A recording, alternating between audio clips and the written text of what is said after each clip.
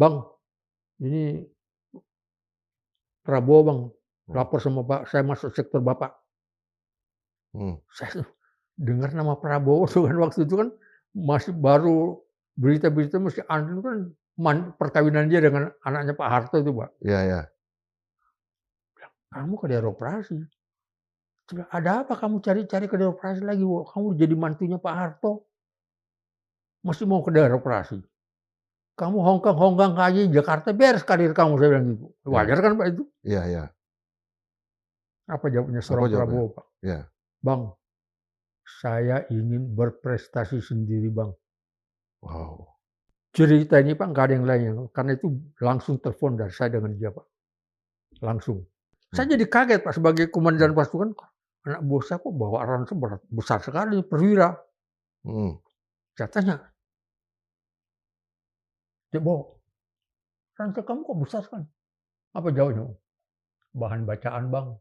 Hah? Bahan bacaan. Saya buka Pak anunya, ranselnya itu. Iya. Bapak tahu isinya majalah memang, tapi majalah ekonomi Pak. The Economics gitu ya? Ekonomi.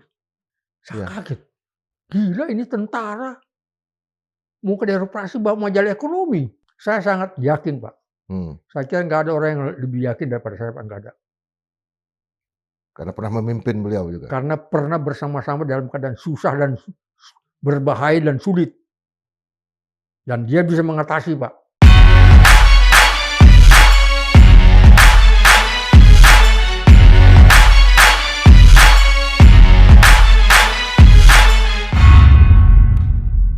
Sampai berjumpa lagi nih kita di forum yang mungkin akan sangat dikenang ya, karena besok adalah pelantikan Presiden Republik Indonesia yang ke-8 ya, Pak Prabowo Subianto.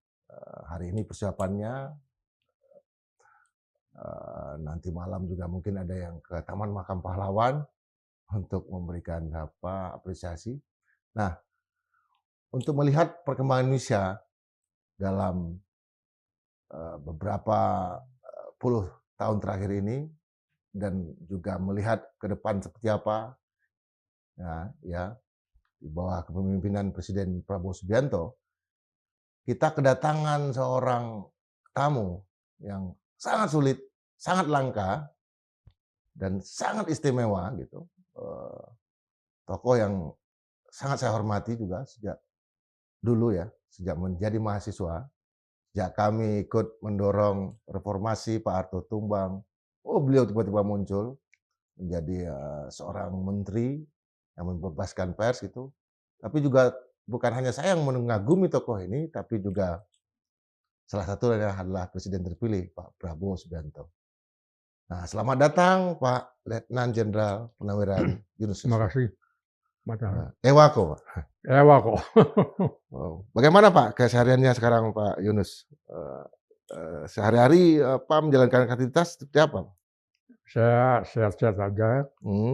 Saya banyak membaca juga untuk supaya yang data-data yang dunia, mempelajari perkembangan dunia juga gitu. Ini terakhir bertemu dengan Pak Prabowo kapan Pak Yunus?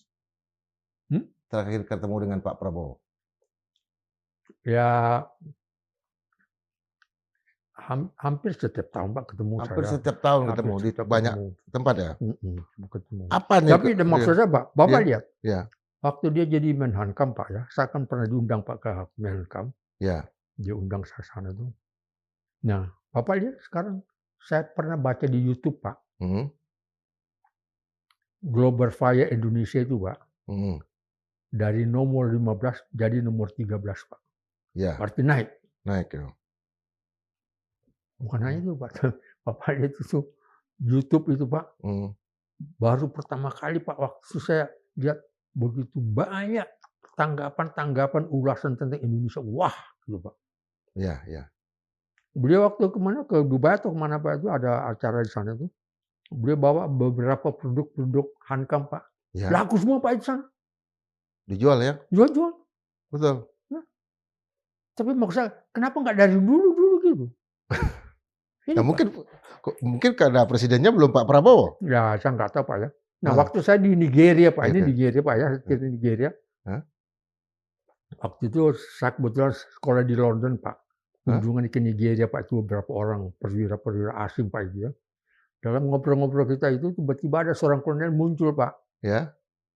Dia bilang, "Colonel," nah, karena kita kan kolonel semuanya itu aja. "Colonel, we already signed the contract to buy Casa from Spain."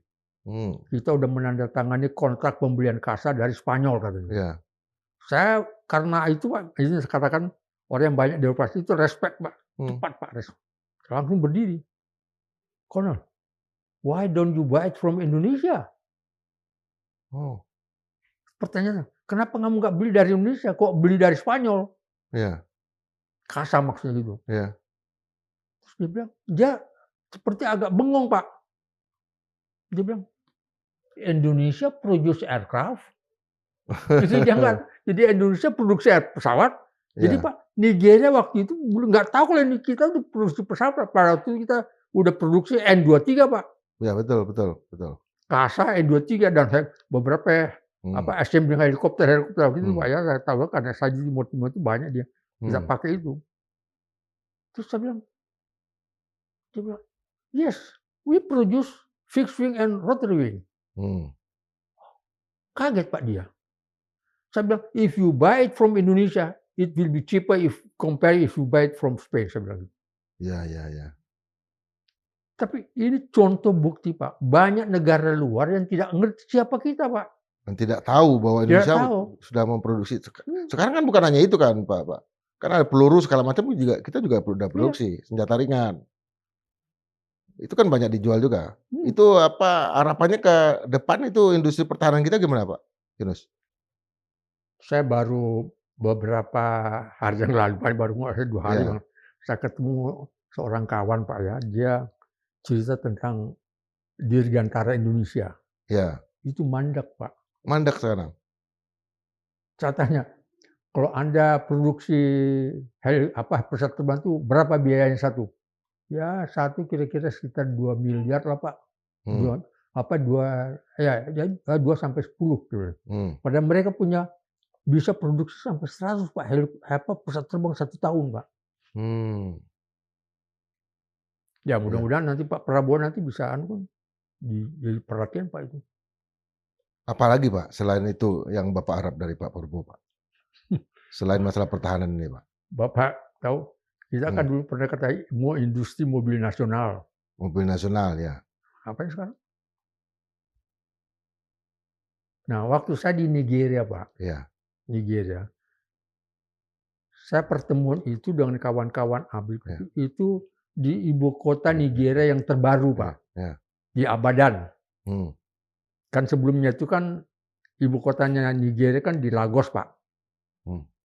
Nah, pindah ke Abadan. Itu 5 tahun, Pak.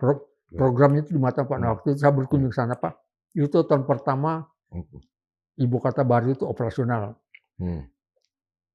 Nah, maksud saya ya pindah ibu kota itu wajar-wajar dan bagus, Pak.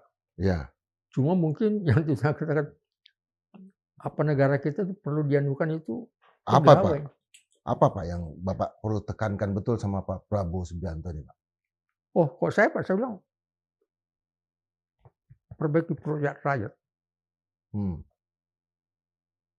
Dengan gizi? Industri hankam kita. Ya, kalau industri hankam, beliau sudah perhatikan, Pak. Oke. Bapak tahu selama beliau 2 tahun, Pak, jadi Menhankam. Ya. Itu saya katakan tadi, global fire kita itu dari nomor 15 naik tuh. Di atasnya Jerman, Pak.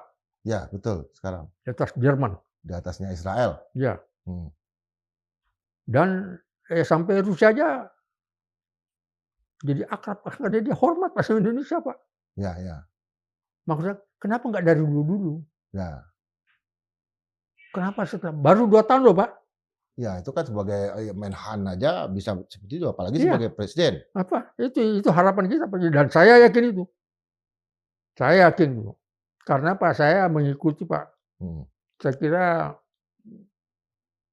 tidak apa, Pak. Saya kira perwira yang banyak memperhatikan perkembangan dari Pak Prabowo itu dibanding Pak Yunus nggak ada, Pak. Saya katakan gini, Pak. Ya. Bapak tahu prestasi-prestasi beliau, Pak? Ya, apa itu, Pak? waktu saya katakan tadi, beliau 3 kali Pak jadi komandan operasi Kopassus loh Pak ya. Ya. 4 kali bersama-sama dengan Danjon 328. Jadi 4 kali. Saya tahu ini karena kebetulan saya 5 kali Pak ke Timti. Oh. Jadi saya tahu kapan dia daftar saya tahu. Oke. Dan satu kata Pak Indra, salah satu ciri khas orang yang banyak ke daerah operasi Pak, jadi komandan, mempunyai kemampuan khusus, cepat mengambil keputusan dan tepat. Karena apa? Terbiasa dipaksa oleh situasi Pak. Kalau nggak cepat Pak, pasukannya hancur. Ya. Kalau salah, cepat tapi salah, hancur juga pasukannya. Dan Prabowo selama itu nggak pernah ada Pak kedengaran itu, nggak ada. Nggak ada. Catat betul itu Pak.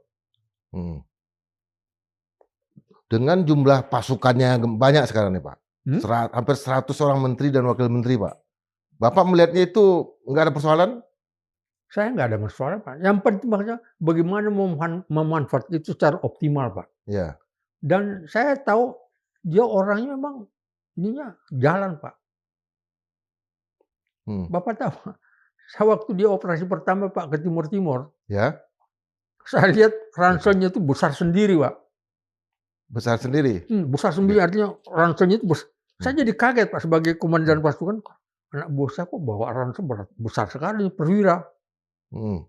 Saya tanya, dia bawa, ransel kamu kok besar sekali? Apa jawabnya? Bahan bacaan Bang. Hah? Bahan bacaan. Saya pikir bahan bacaan, saya pikir waktu itu Pak, ya bacaan seperti bacaan-bacaan majalah lah gitu Pak, gitu Pak ya, masih majalah-majalah hiburan lah kalau istirahat kan habis capek, duduk baca-baca. Ya tapi karena saya ingin lebih jelas, saya buka Pak ranselnya itu. Bapak tahu isinya majalah memang, tapi majalah ekonomi Pak. The Economics gitu ya? Ekonomi. Saya kaget. Gila ini tentara. Mau ke daerah operasi bawa majalah ekonomi. Dan itu bukan satu Pak. Ada kira-kira sekitar belasan lah Pak gitu. Jadi maksudnya memang dikumpulkan mungkin sebelumnya. Iya. Oke. Jadi saya berpikir, oh ya pantas ya bapaknya kan seorang ekonomis. Jadi dia mungkin sudah terbiasa dengan baca majalah ekonomis kan gitu Pak. Tapi Bapak tahu setelah kok nggak salah beberapa tahun kemudian kan ya nggak salah sekitar mungkin 5-10 tahun yang lalu ya. Majalah ekonomi kan bikin ulang tahun Pak di Singapura Pak. Ya. Dari Indonesia itu Pak, yang dunia itu Prabowo Pak. Betul, yang dia bicara masalah ini. Tapi pertama kali Pak Prabowo ini dulu mendaftar masuk ke katakanlah ke Kesatuan Bapak itu kabarnya Pak setelah menikah. Gimana ceritanya itu Pak? Ya memang dia anunya ke latihan komando kan, masuk latihan komando kan, tes masuk komando, lulus dia. Nah lulus persis waktu itu saya mau berangkat Pak. Saya berangkat ke operasi itu yang kedua Pak. Yang kedua? Yang kedua saya. Saya baru pulang Pak dari 3 bulan Pak dari operasi, suruh berangkat lagi. Saya bilang ada apa ini kok baru pulang istirahat suruh berangkat lagi ke daerah ke timur-timur Pak. Terus waktu itu kan saya pikir, aduh anak buah saya, anak buah kan sudah habis Pak, semua diterjunkan semua di timur-timur. Nah waktu saya lapor itu, Nus, Danjen, ini ada perwira baru selesai latihan komando ini. Mau nggak bawa mereka untuk supaya kamu punya pasukan agak anu lah kualitasnya gitu. Tapi ini perwira ini masih baru, belum punya pengalaman sama sekali. Mau nggak kamu bawa? Saya khawatir kamu jangan ke bawah nanti ada apa-apa nanti ini. Karena ini belum pengalaman, padahal kamu ini berangkat ini tugas khusus kamu ada khusus. Waktu itu tugas apa untuk merebut kabupaten yang belum diduduki Pak. Itu tugas khusus saya Pak. Itu dari siapa tuh? Dari Danjen Kopassus Pak. Dari Pak Danjen Tapi Kopassus. itu anunya dari Angkatan Darat, apa ABRI Pak. Oke. Saya bilang, aduh, saya mau berangkat ini gimana pasukan saya udah sisa-sisa laskar panjang Pak.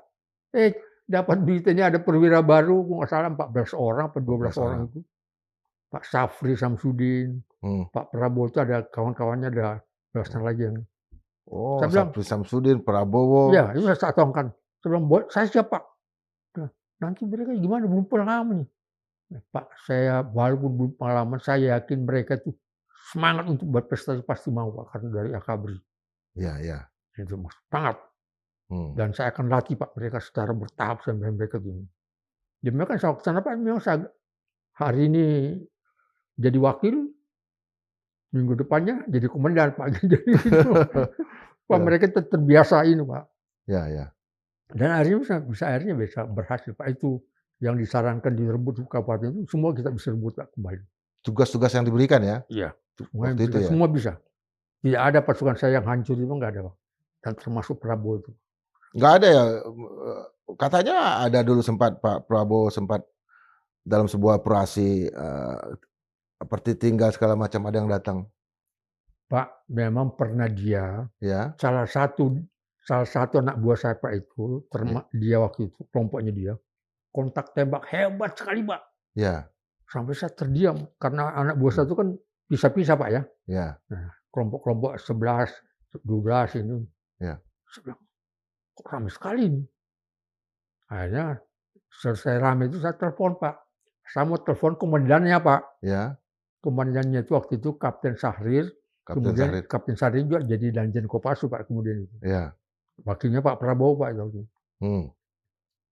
Yang angkat Prabowo Pak. Oh.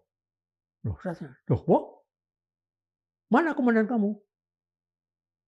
Dia bilang, Pak, kami baru disergap Pak, dihadang. Mungkin komandan saya mungkin nggak tahu Pak di mana, mungkin kena atau apa Pak. Cari komandan kamu, jangan tinggalkan itu. Ternyata kemudian dia telepon, komandannya kena kaki Pak, tembus kakinya. Oh, justru komandannya yang kena ya Pak? Terus saya bilang, kamu gotong komandan kamu, jangan sampai kamu tinggalkan di daerah operasi. Iya, iya, iya. Nah, dia bilang, itu Bapak bisa bayangkan kelompok dia itu nggak sampai 20 orang Pak. Komandannya luka Pak. Di dalam ABRI itu kan harus ada yang pengamanan, ada yang menggotong. Dia berhasil Pak menyelamatkan komandannya. Dan komandannya kemudian jadi Danjen Kopassus Pak. Iya, iya, iya. Ya itulah Prabowo. Orang banyak itu orang bilang, wah dia kan hebat itu Pak Yunus kan karena mantunya Pak Harto. Enggak. Ya. Dia hebat sebelum jadi mantu. Itu sebelum jadi mantu Pak? Iya, itu sebelum jadi mantu. Tugas yang pertama Pak dia ke sana. Sebelum jadi mantu ya? Belum. Iya, iya, iya. Jadi saya bilang, dia hebat sebelum jadi mantu, makanya dipilih, diterima jadi mantu. Jangan dibalik, saya bilang gitu. Nah, pas cerita jadi mantu itu gimana Pak? Pas cerita jadi mantu kan bertugas lagi kalau Bapak? Tugas lagi Pak. Kapan? Dia yang ketiga kali Pak, itu tugasannya udah jadi mantu Pak. Bapak yang ketiga kali? Ada, saya yang keempat kali Pak. Bapak yang keempat kali? Dia yang ketiga. Dia yang ketiga? Masuk sektor saya Pak, waktu itu saya pangkat kolonel, dia pangkat baru mayor Pak, baru naik mayor gitu waktu itu. Nah, gimana? Di Timur Pak, di Timur lagi. Gimana reaksi Pak Yunus tuh melihat? Makanya dia tiba-tiba saya telepon operasi berdiri, saya angkat.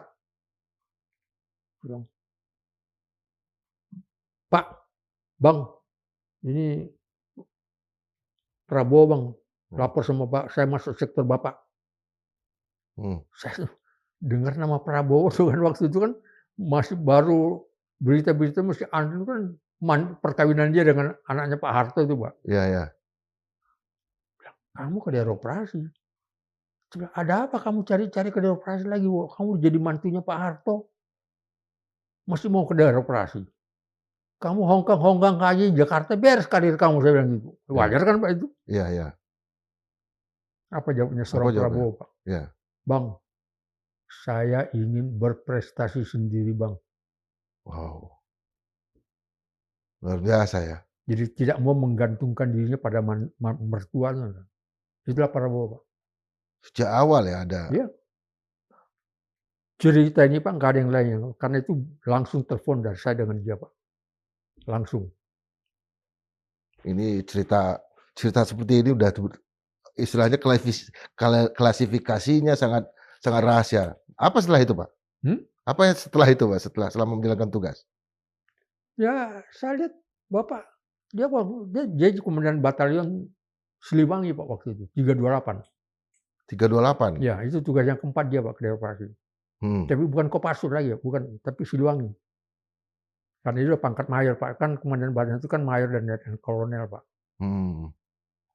Dia baru sudah naik mayor, dia jadi komandan batalion Siliwangi Pak. Dan itu kita nggak ada cerita waktu dia Danjen Kopassus Pak. Ya. Indonesia itu juara tembak ASEAN Pak. Juara menembak, kejuaraan menembak. Lomba tembak ASEAN itu juara Indonesia Pak. Antar tentara? Iya, antar tentara, seluruh ASEAN, termasuk Australia Pak. Ya, termasuk Australia. Itu Indonesia juara Pak. Danjennya tuh Prabowo Pak. Sebelumnya belum pernah Pak? Belum pernah Pak, itu sampai juara sampai tingkat itu belum pernah Pak. Termasuk ketika Pak Yunus jadi Danjen? Karena belum sampai ke sana Pak, kita berpikir. Oh, masalah visi berpikir ya Pak ya? Nah, Bapak lihat waktu dia Danjen Kopassus bisa menyelesaikan anti teror Mapenduma Pak. Iya, 96. Mapenduma. Pada waktu itu Pak, saya katakan ada wartawan asing Pak yang lihat itu, apa komandannya wartawan? Kecil, unbelievable, ini nggak masuk di akal ini. Impossible. Mission impossible. Bisa selesai Pak. Kualik ya waktu itu kan yang dihadapin. Jadi maksudnya itu ada beberapa bukti-bukti nyata prestasi internasional yang dia capai Pak. Dia buktikan itu. Artinya ke depan ini prestasi internasional ini yang mau dikejar sama Pak Prabowo. Ya, kan Bapak lihat pidato kan banyak mengatakan bahwa kita ini bagaimana keluar, ya merangkul beberapa kawan-kawan di luar, tapi juga kita nggak boleh sampai kalah gitu, kan gitu Pak ya. Gitu. Jadi saya yakin beliau itu. Dan Bapak lihat dia merangkul semuanya pihak Pak. Iya. Betul, semua pihak dirangkul. Dia rangkul. Orang yang dulu memberhentikan Pak, dulu dia dari ABRI. Ya. Dia rangkul semua. Dia rasa dendam nggak ada Pak. Nah itu karena dia sadar bahwa untuk membangun ekonomi itu harus ada persatuan. Nggak mungkin kita membangun ekonomi dengan baik, persatuan nggak ada, nggak mungkin Pak. Dan itu beliau sadari, dan itu dilaksanakan. Bapak lihat langkah-langkahnya itu. Apa mimpinya Pak Yunus nih, yang mungkin paling penting yang ingin dipesankan sama Pak Prabowo? Mimpi saya Pak, terus terang aja Pak ya, saya sebagai senior citizen nih. Saya bukan hanya sekedar senior Pak, sebagai orang yang banyak mendapatkan keistimewaan dari negara ini Pak ya. Saya yakin suatu saat Indonesia menjadi negara superpower Pak. Itu. Kenapa Pak? Penduduk kita memungkinkan Pak. Nomor 4 terbesar Pak di dunia. Setelah India, Amerika, Cina, ya kan? Cina, India, Amerika, Indonesia, baru kita disuruh Nigeria. Tapi maksudnya itu harapan saya Pak. Dan saya percaya bahwa memungkinkan itu karena memang negara kita semua negara super kaya Pak. Punya syarat ya Pak ya? Kita punya syarat yang sangat bagus untuk jadi superpower. Punya kemungkinan, punya sumber daya alam coba. Pemimpin, tinggal 3 pemimpin. Saya katakan tadi sama Bapak, kenapa kok negara kita super kaya begini, kok negara kita mesti begini aja? Kenapa kak gaji pegawai mesti seperti ini aja? Ya Bapak lihat mungkin langkah awal dia apa? Itu apa makanan gratis mungkin sebanyak, tapi mungkin banyak kejutan akan datang, mudah-mudahan kita ini. Apa selama ini pondasi itu udah diberikan oleh Pak Presiden sebelumnya, Pak Presiden Jokowi misalnya, akan diganti sama Pak Presiden Prabowo besok? Saya kalau lihat Pak kan saya terus terang aja Pak, saya terima gaji Pak sebagai pensiunan jenderal Pak. Itu sekitar hampir 18 juta Pak. Gaji saya itu kan pensiunan dari menteri Pak ya, anggota DPR, kemudian jenderal, kemudian veteran. Iya. Itu nggak sampai 20 juta Pak. Bekas menteri loh Pak. Bekas menteri, jenderal. Bekas anggota DPR, bekas iya. pensiunan jenderal ya. Iya. Nggak sampai 20 juta Pak. Iya. Padahal maksudnya itu pensiunnya banyak macam. Iya. Artinya fondasinya itu sama sekali sama Pak Presiden Jokowi itu belum ada peningkatan. Kalau fondasinya adalah saya nggak mau sebut nama orang Pak ya. Iya. Karena ya di dalam Islam itu kita nggak boleh sebut nama orang karena kalau katanya itu ghibah, dosanya betul, besar, betul Pak. Besar. Tapi yang saya katakan kenyataannya seperti itu Pak. Iya. Padahal saya katakan negara ini super kaya Pak. Pada waktu saya berada di Spanyol Pak, ada saat waktu itu saya pimpin anggota DPR Pak, pimpin koordinasi bertamu sana itu istri saya Pak, saya suruh jalan-jalan keluar. Tiba-tiba istri saya telepon, Pak, gila, kenapa Mah? Mangga di sini masa 100.000, 180.000 per kilo. Mangga ya di Spanyol. Mangga. Di Spanyol Pak. Ya. Nah, memang waktu itu Pak, Carrefour itu, kok nggak salah mangga waktu itu 30 kilo per kilo Pak. 30.000 per kilo di Carrefour sini. 180.000 Pak. Di sana. Iya.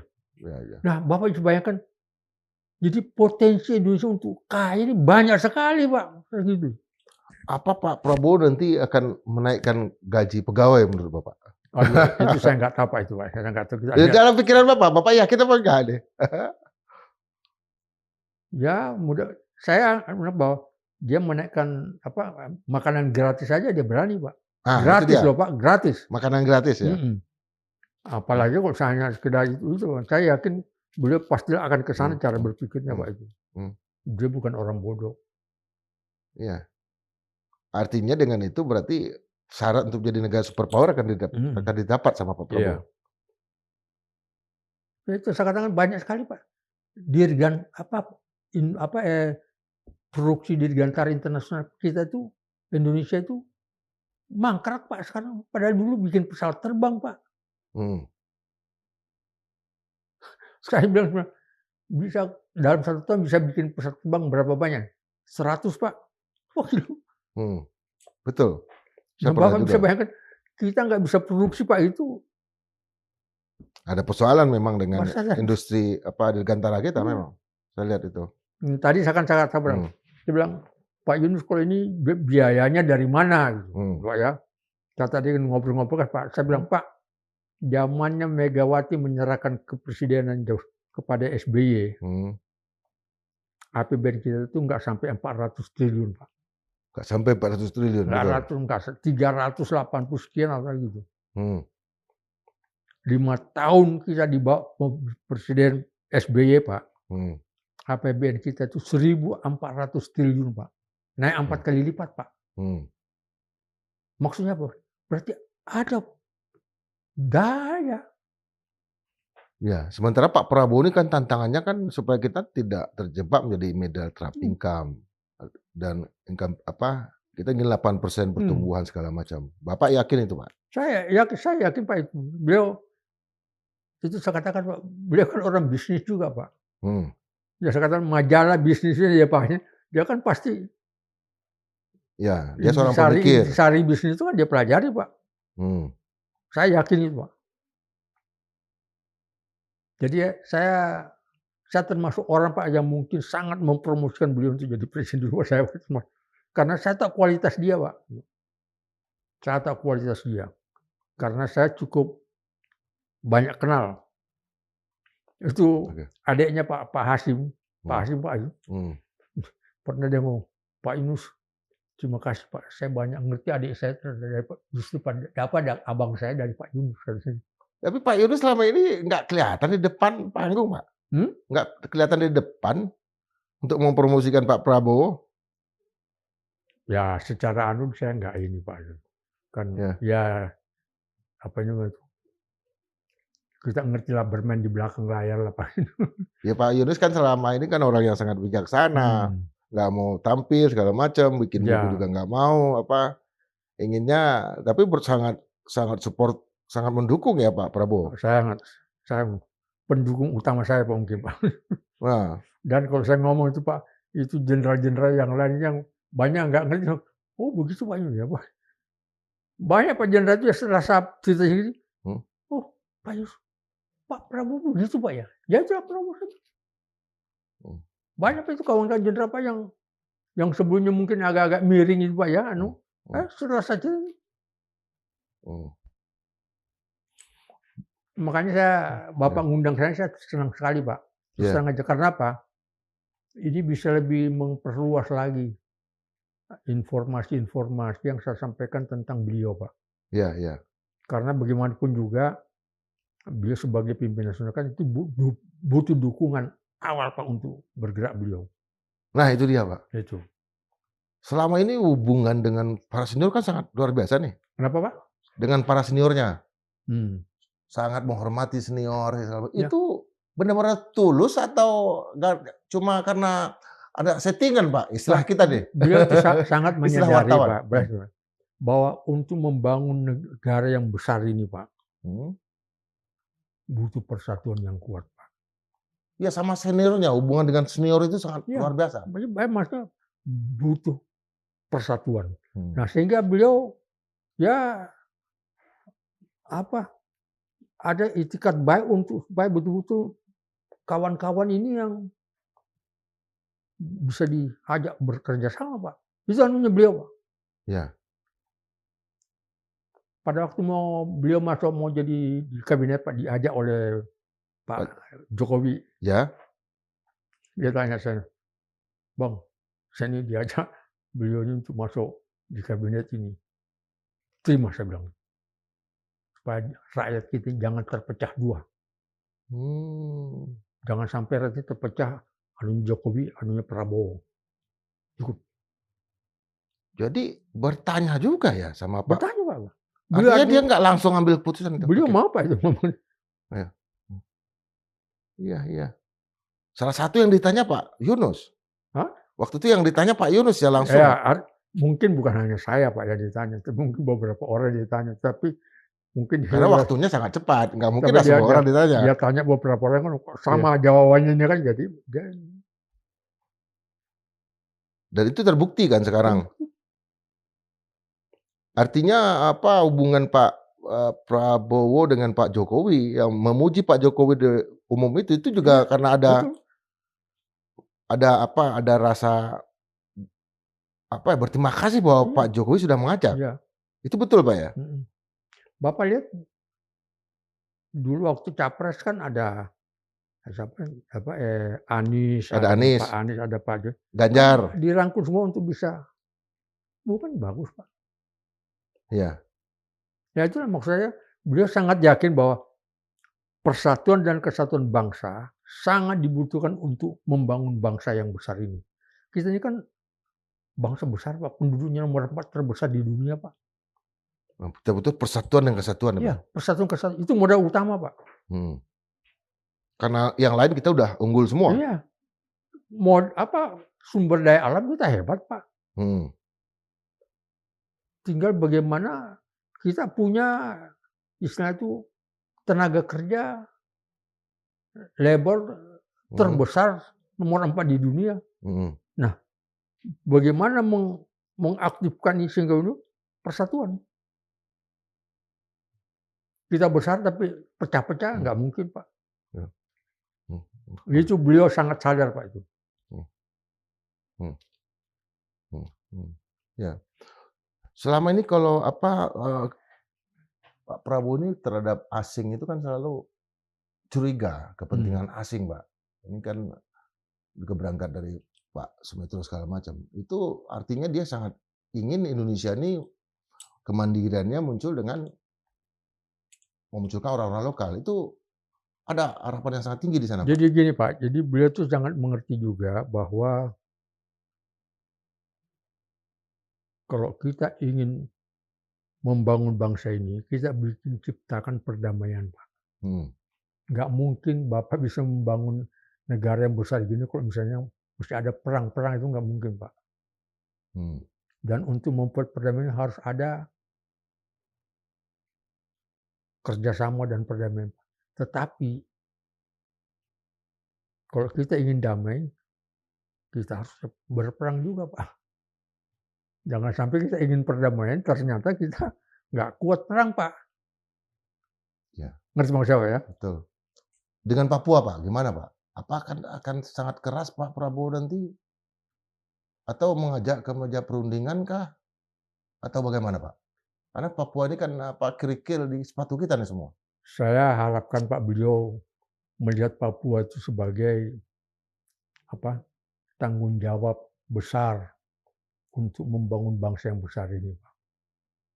Bapak tahu Pak, negara Papua itu daerah Papua itu kan termasuk daerah kaya, Pak. Kaya ya, betul.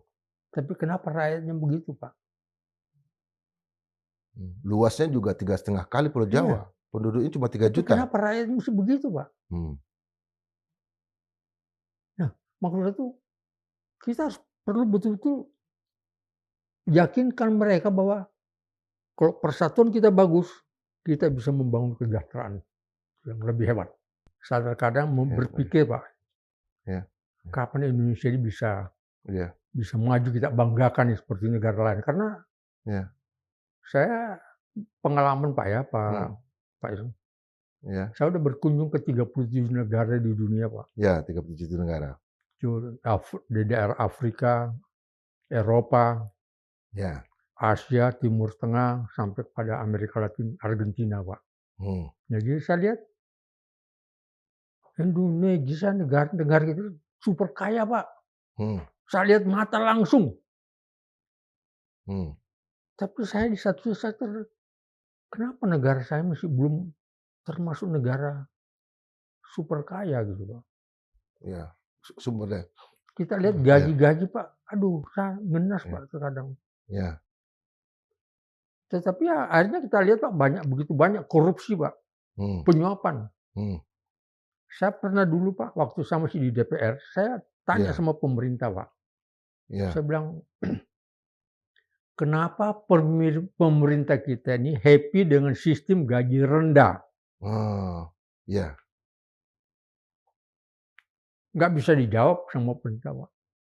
Saya waktu itu ketua komisi bidang APBN Pak. Perbankan dan non-bank. Saya tanya, itu pertanyaan saya Pak, tapi nggak bisa dijawab.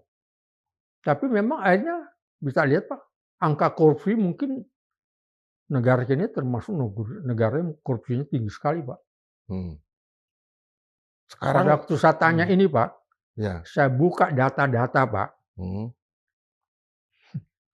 Pejabat mulai dari tingkat menteri sampai gubernur, sampai dengan bupati Pak, itu dirjen itu hampir 300 Pak seluruh Indonesia yang di penjara Pak. 300 orang waktu itu? Waktu itu. Waktu Pak Yunus ada di DPR ya? Saya waktu itu ada di DPR Pak. Nah, saya lihat ini karena apa? Karena saya pikir, saya kaget Pak. Tapi yang lebih kaget lagi, ternyata anggota DPR lebih banyak lagi Pak. Hampir 3.000 Pak. Hampir 3.000? Ya, anggota DPR pusat. Dan daerah? Daerah di penjara. Bukan dalam proses loh Pak, yang di penjara. Tahun 2004-2009 itu ya Pak ya? Ya, sekitar itu. Jadi maksudnya itu, saya mengkaitkan Pak itu dengan gaji rendah dengan itu Pak. Karena gaji rendah? Iya. Di negara-negara lain yang Bapak lihat itu seperti apa Pak? Nah, saya Pak Indra ya, saya waktu itu berkunjung ke Jerman. Jerman ya? Ya, ke Jerman. Saya ketemu dengan Gubernur Bank Sentral Jerman Pak. Ya. Dia ngomong sama saya Pak, dalam situasi obrolan itu, ada sepenggal yang saya ingat dong. Your Excellency, the highest pay for labor in the world is in Germany. Gaji buruh tenaga kerja tertinggi di dunia waktu itu Jerman, Pak. Jerman waktu itu penduduknya hanya 40 juta, Pak. Iya, iya. Tapi dia bilang, belum koma, Pak. Tapi saya kaget, Pak. Kok bisa negara kecil ini kok bisa gaji buruhnya tertinggi di dunia? But we are champion export. Nah, saya waktu itu tersentak, Pak. Bagaimana mungkin negara yang 40 juta, Pak, sebesar Jerman waktu itu, bisa mengalahkan Amerika yang sama-sama negara maju, yang penduduk Amerika waktu itu, Pak, sekitar 200 jutaan, Pak, sudah. Iya, iya. Ternyata salah satu anunya karena gaji, Pak, itu, Pak. Karena gaji pegawainya jauh lebih tinggi. PNS. Nah, waktu saya pulang, Pak, dari sana, saya pulang ke Indonesia, di pesawat saya jumpa, Pak, dengan kawan-kawan yang pesawat penumpang maksud saya. Saya lihat seperti orang Asia, Pak, gitu. Dia tanya, bisa pakai bahasa Indonesia? Dia bilang, bisa sedikit, Pak. Datanya dia dari Singapura, Pak. Di Singapura. Dari mana Singapura kok? Kenapa ya? Saya kerja di Jerman, Pak, Jerman Barat. Oh, waktu itu belum gabung Barat dan Timur? Sudah gabung, Pak. Oh, sudah gabung. Baru bangun, Pak. Tembok Berlin itu baru jatuh, Pak. Oh, baru jatuh ya, Berlin baru jatuh ya. Jadi saya kaget. Berlin, ya? Kamu kerja di Jerman? Ya, Pak. Saya pikir bagaimana ada orang Singapura kerja di Jerman, padahal Singapura aja kan gajinya tinggi, Pak. Iya. Ternyata itu tadi. Karena gajinya tinggi. Jauh lebih tinggi dari Singapura. Jauh lebih tinggi. Ya. Sehingga ya itu tenaga kerja yang terbaik larinya memang ke sana, Pak. Pesannya apa nanti Pak Yunus, Pak, untuk Indonesia kita ini? Jadi gini, kan Bapak kenal banyak sekali kawan di sana. Ada Pak Burhanuddin Abdullah, Bapak kenal kawan juga dulu kan? Iya. Bapak juga ikut pilih dulu, setahu saya tuh untuk jadi Gubernur Bank Indonesia. Itu yang seperti itu apa, Pak? Jadi saya katakan gini, Pak. Saya waktu ketemu Pak Prabowo, tahun 2014, Pak, yang pertama. 2014, Pak, yang pertama mau. Ya, itu pertemuan terakhir dengan Pak Prabowo? Pertemuan pertama, Pak. Pertemuan pertama? Waktu dia mau capres, Pak, itu. Iya. Bukan pertemuan yang terakhir, saya ke Hambalang, Pak. Oke, 2014. Dan ada kawan saya juga beberapa, ada 2 orang jenderal, Pak, yang lain. Saya bawain. Ngobrol-ngobrol lah. Tapi intinya bahwa beliau memberikan informasi bahwa dia mau maju sebagai capres, Pak. Yang pertama itu. Saya bilang, saya manggut kepala, Pak. Terus saya selesai itu saya ngomong. Persis beliau mau ke rumah, karena kan tempat pertemuan itu dengan rumahnya itu kan jaraknya kira-kira sekitar 60 meter, 70 meter itu, Pak. Jadi saya ikutin. Saya tanya, Pak, sama beliau. Saya bilang, dia Bowo. Saya panggil adik. Kalau dulu kalau nggak ada orang lain, Pak, saya panggil adik. Ya, Bowo. Kalau andainya Anda dapat amanah jadi Presiden Republik Indonesia, apa yang Anda perbuat untuk bangsa ini? Itu pertanyaan, Pak. Simpel kan pertanyaan itu. Dia bilang, Bang, panggil abang sama saya. Bang, saya akan perbaiki pertanian, Bang. Saya akan perbaiki perikanan. Saya perbaiki industri, Bang. Saya perbaiki ekspor, Bang. Saya berseloroh aja, Bang. Dia Bowo. Apa yang dia ungkapkan itu semuanya ada dalam GBHN kita dari dulu sampai sekarang. Iya. Tapi mengapa negara kita mesti begini-begini?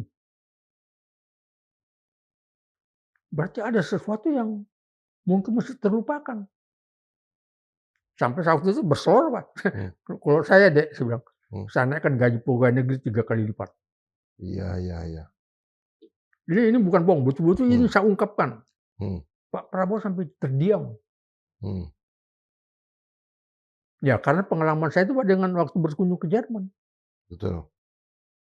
Dengan modal Jerman meninggikan gaji pegawai, itu orang kerjanya betul-betul optimal, Pak. Terus jangan kita ini karena gajinya sedikit, jam 12 siang sudah ada main gaple, sudah ada. Waktu saya jadi Menteri Penerangan itu Pak. Iya. Saya keliling-keliling. Setelah hari ke-4 ke-5 saya mulai keliling-keliling Pak kantor. Ada main gaplek, main kartu, main catur Pak itu. Era itu Pak. Ya, ya itu mungkin karena itu Pak. Semangat anunya kan. Tapi coba kalau gajinya tinggi Pak. Kan takut diberhentikan Pak. Oh diberhentikan saya cari kerja di mana? Tapi karena anunya ya ala kadarnya begitu ya, kayak begitu. Apa jawaban Pak Prabowo lagi setelah itu Pak? Pak Yunus? Terdiam. Terdiam aja? Beliau terdiam. Sambil manggut-manggut. Saya berikan contoh di Jerman itu. Nggak masuk di akal sebenarnya. Jerman yang penduduknya 40 juta bisa mengalahkan Amerika pada saat itu yang 200 juta champion ekspor. Ya, saya bisa 20 tahun yang lalu ya. Karena saya sekolah di Amerika 2 kali Pak, itu sengaja Pak. Saya 2 kali sekolah kami, jadi saya keliling Amerika Pak, itu luas itu kan, luas. Tapi kenapa bisa kalah sama Jerman waktu itu Pak ya? Ekspornya kenapa bisa kalah Pak? Nah ini kan saya bilang, kita ini sebutnya negara super kaya Pak Indra. Saya keliling 37 negara Pak. Mulai dari Afrika Pak, Nigeria, Zimbabwe, Kenya, Mesir. Nggak ada yang lebih kaya dari Indonesia? Dari negara-negara yang Pak Yunus? Nggak ada Pak. Ke Argentina Pak nggak ada. Kita penduduk negara nomor 4 terbesar di dunia Pak. Jadi tenaga kerja kita hebat. Mungkin coba kita tambang apa nggak ada di Indonesia Pak. Perikanan kita begitu luas. Bapak tahu Pak, itu yang namanya saya pernah baca Pak itu ikan tongkol Pak. Kalau yang berada di daerah perairan kita, itu kalau mau beranak Pak, saya waktu itu baca anunya itu berenang Pak sampai ke Siberia Pak. Setelah sana dia melahirkan, anaknya udah mulai besar, baru kembali ke sini. Itu Indonesia Pak, bukan Siberia Pak yang menikmati juga ikan tongkol Pak. Indonesia Pak. Jadi apa yang kita tambang apa coba nggak ada Pak. Tapi kemarin Bapak lihat Pak, Papua mengapa masih begitu Pak? Kita lihat Pak, kawan-kawan Pak kami di Papua itu masih pakai koteka Pak. Orang mungkin berpikir, oh ini karena memang adatnya. Nah ini kalau bisa orang kaitkan itu pakai koteka karena adat Pak ya. Saya pernah kenal seseorang Pak, dia cerita sama saya Pak. Kebetulan dia dia kerja tambang di sana Pak waktu itu. Tambang emas. Tambang emas di Papua. Tapi bukan di Tembagapura, bukan.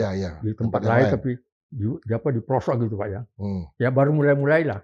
Nah orang ini satu dia kunjungan yang kedua, yang ketiga gitu Pak. Dia bawa Pak beli pakaian di Jakarta Pak. Dia bawa ke sana Pak. Bapak tahu sampai sana Pak, rebutan Pak.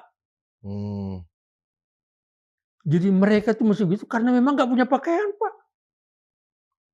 Tapi ada juga yang bilang habis itu mereka juga nggak bisa cuci Pak Yunus. Apa? Nggak bisa mereka cuci juga. Mereka nggak punya kemampuan untuk menyuci. Akhirnya mereka dapat penyakit kulit. Itu kan orang-orang yang seolah-olah membenarkan bahwa mereka itu miskin karena mereka sendiri Pak.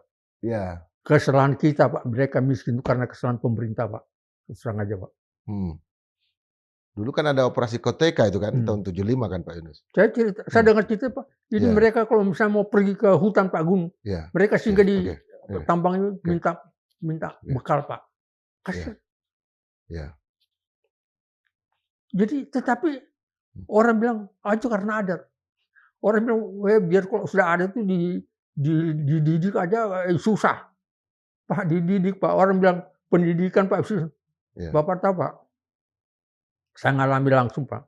Suatu saat itu ayah saya di ujung pandang Pak, waktu saya komandan pusat infanteri, telepon saya bilang, "Nak, tolong carikan saya BO yang sudah bisa ngomong." Bapak tahu Pak ya?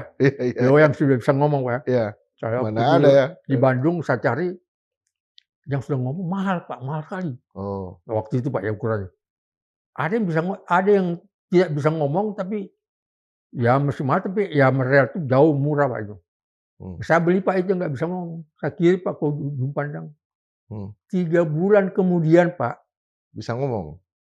saya datang berkunjung ke rumah orang tua saya, itu beliau bilang, "Assalamualaikum, assalamualaikum." Bisa ya? Saya kaget Pak. Lah Pak, makanya burung aja bisa dididik dengan baik Pak. Iya. Apalagi manusia. Ya. Intinya situ Pak, maksud saya gitu. Jadi negara kita sebenarnya sangat nggak masuk akal kalau ini Pak. Oke. Saya pengalaman ini Pak Indra, waktu saya kemudian Korem Pak di Timur-Timur. Iya. Ya. Suatu saat itu saya pulang sebagai danrem, saya pulang dari kantor, meja makan, di meja makan saya waktu itu di meja makan, saya lihat makan siang itu, kok nggak ada itu irisan tomat Pak. Waktu itu orang bilang salada tomat. Salada tomat ya. Salada tomat itu tomat yang diiris tipis-tipis untuk dimakan sambil makan siang gitu. Saya tanya waktu itu saya, "Mah, kok nggak ada salada tomat?"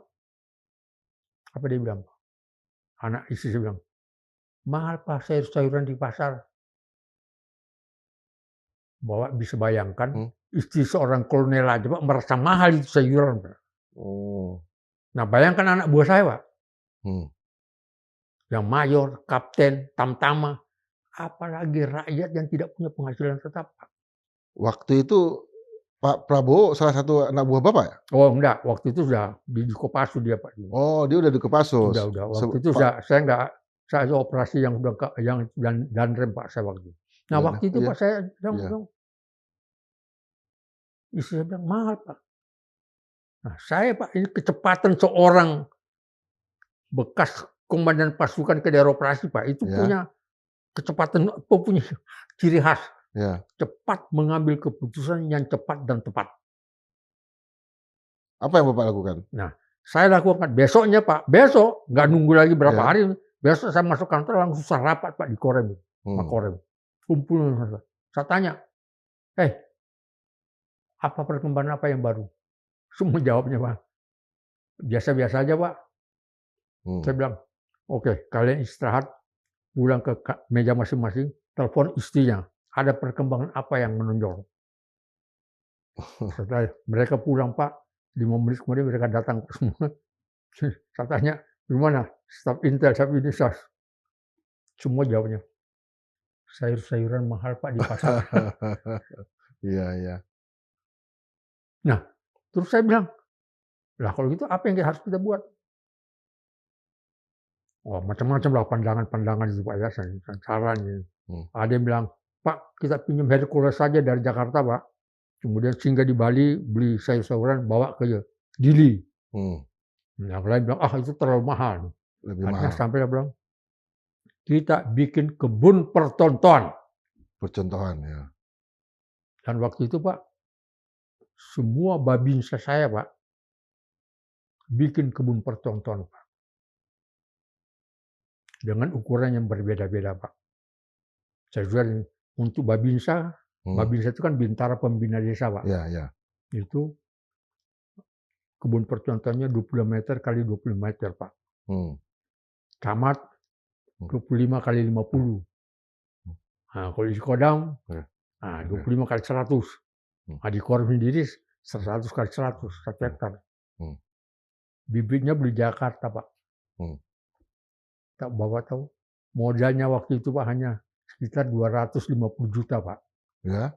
Modal dari biaya operasi Korem. Dipakai untuk itu? Dialihkan untuk itu ya? Dialihkan untuk itu. Kan Korem itu kan pembinaan tertier Pak ya. Iya. Nah, kita beli dari Jakarta 250 juta. Akhirnya dibagi-bagi lagi begini. Bapak tahu Pak, setelah 7 bulan Pak, saya bilang sama Dandim, kalian tidak biaya operasi ini, kalian bisa jual itu sayur-sayuran. Jual untuk kalian pakai sebagai biaya operasi di daerah kalian masing-masing. Nggak usah dikumpulkan ke Korem. Ya. Tapi saya minta dilaporkan hasilnya. Ya. Dapat hampir 7 bulan Pak. Terkumpul laporan dana itu maksudnya itu hampir 1,5 M Pak. Waduh. 7 bulan loh Pak. Berarti berapa kali lipat itu Pak? Ya, 6 kali lipat. 6 kali lipat. Jadi maksud tuh, negara kita ini kaya, Pak. Kalau Ini kita memang betul-betul mau bekerja, tapi sekarang ya. pernah nggak ada Kodam, Pak, yang bikin kebun percontohan seluruh Kodam? Ya, saya nonton kemarin di TV ada, cuma tapi Kodamnya, Pangdamnya aja yang punya, dia bisa berternak ayam ayam petelur, Ya, cuma 1 orang aja.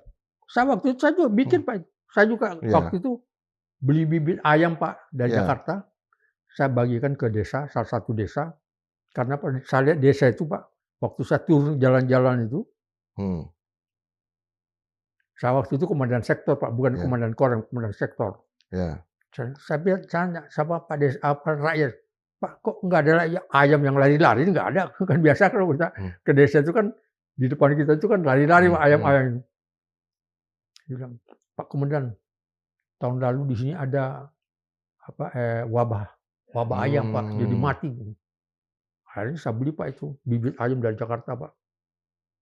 Bapak tahu, Pak, setelah 5 tahun saya kemudian waktu itu saya komandan Sesko TNI, Hmm, pas jalan ada acara ke sana, saya lihat ayam berseliweran, iya, tapi iya, hampir sama, Pak, semuanya ayamnya tuh. Ya iya, memang karena bibitnya dulu satu macam, Pak. iya, iya, iya, Terus saya bilang, "Kok banyak sekali iya, ayam?" Dia hmm. bilang, "Pak, dulu ada bapak tentara, Pak, kasih kami bibit ayam sini, Pak." Oh, dia nggak tahu itu Bapak ya? Dia nggak tahu, dia bilang, hanya Iya. bilang bapak tentara. Ini turunan kelima, Pak, sudah. Oh, ya ini terakhir nih Pak Yunus.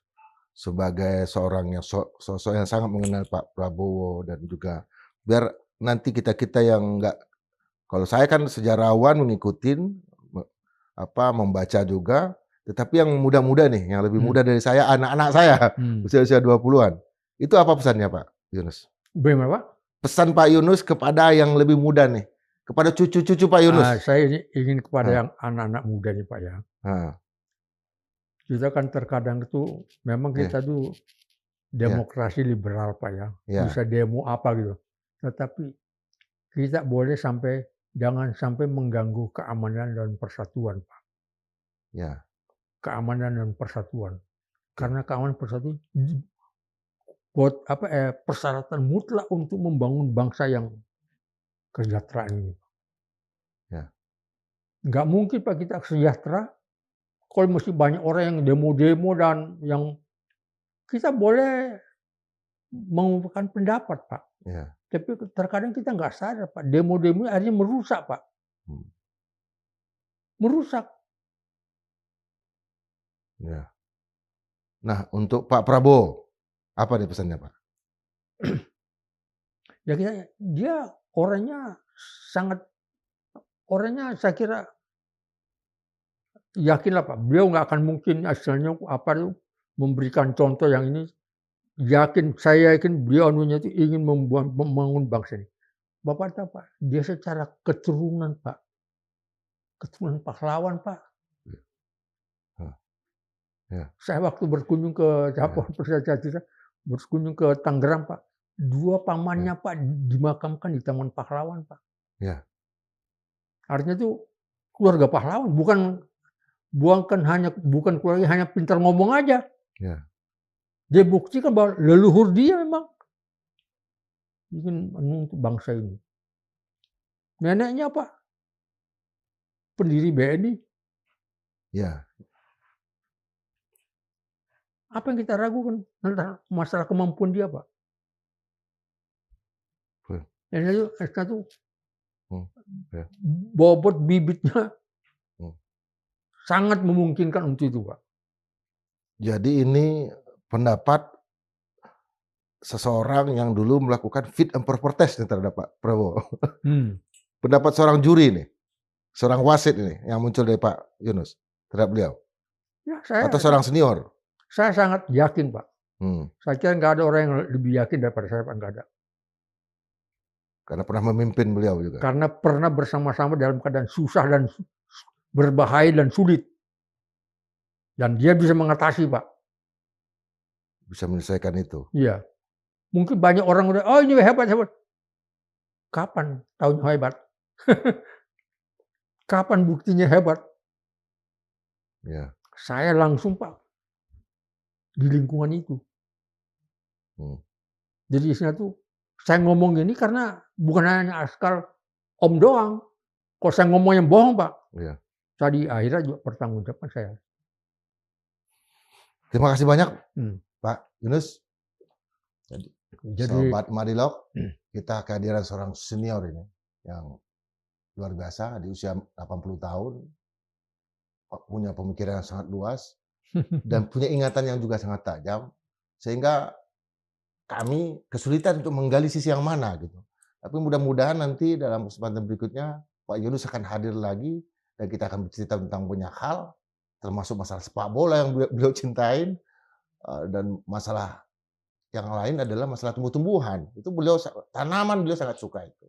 Tapi untuk sekarang karena besok adalah pelantikan Presiden Prabowo Subianto, yakinlah bahwa selain Pak Prabowo Subianto, ada orang-orang yang di sekeliling beliau sejak dulu yang juga akan melihat ke depan, memberikan tanggapan, memberikan pendapat, dan tentu untuk kepentingan Indonesia yang lebih baik.